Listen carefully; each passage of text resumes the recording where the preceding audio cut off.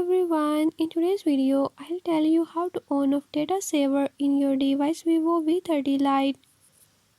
In this video I'm gonna show you how you can do it.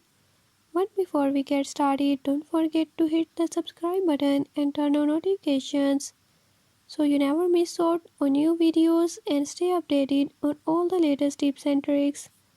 Let's get started.